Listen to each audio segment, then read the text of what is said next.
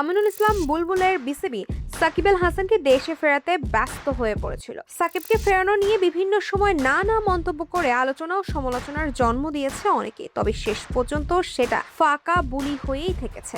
বর্তমানে বিসিবি চলছে তামিম ইকবালের নেতৃত্বাধীন অ্যাডহক কমিটিকে দিয়ে।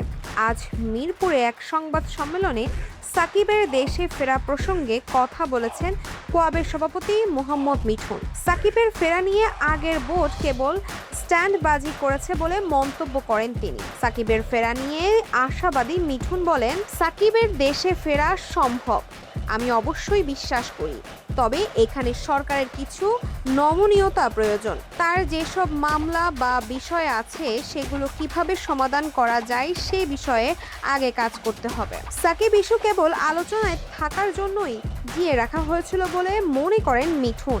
এই বিষয়টি নিয়ে অনেক কথা হয়েছে।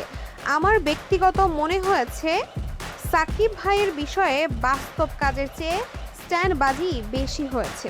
অনেকেই শুধু সংবাদে আসার জন্য তার নাম ব্যবহার করেছে।